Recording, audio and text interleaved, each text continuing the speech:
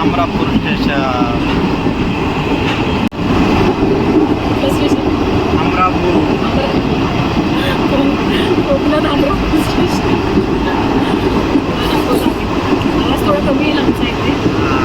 Station दाखवतो आणि एक सरप्राईज आहे तुमच्यासाठी, ते पण लवकर दाखवतो. एक्साइटेड?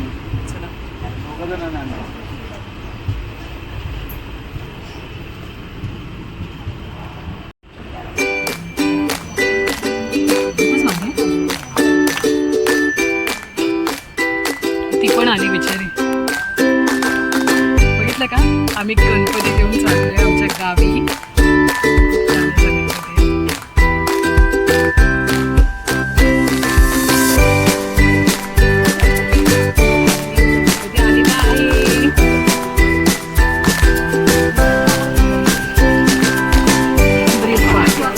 हळूहळू जा. थांब पहिलं तू व्यवस्थित आतमध्ये जा. एक मिनिट हळूहळू जा. क्रॉस क्रॉस क्रॉस हळूहळू. हात बघू. सावकाश एकदम. हात बघ. हात हात सांभाळा.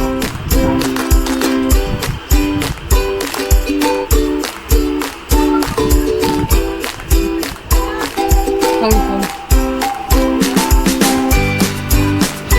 भेटून जाईल मी बघते.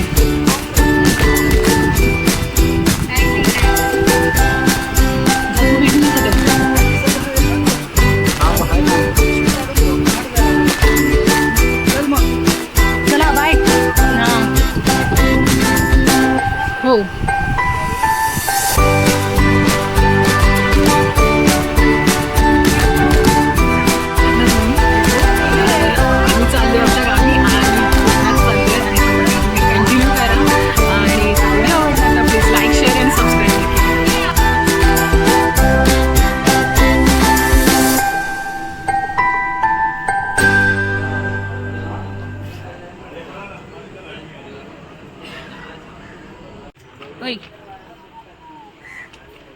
आली.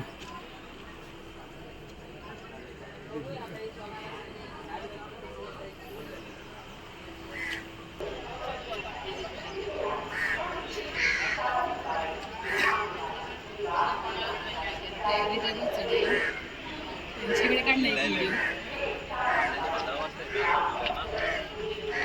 तयारीत एक त्यांचा व्हिडिओ.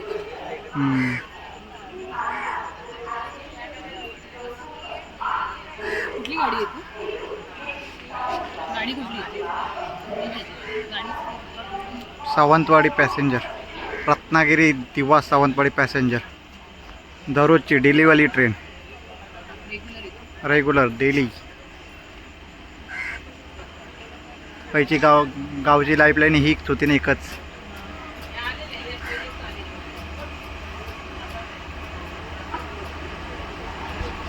सवय झालेली आहे.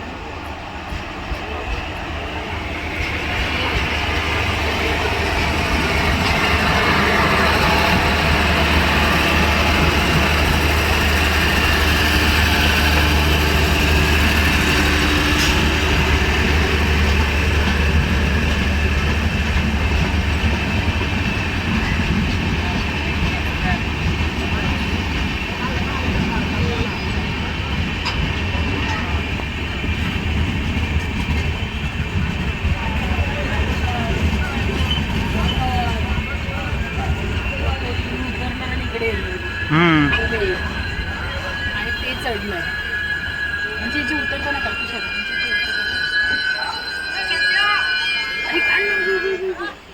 पाठी पाठी पाठी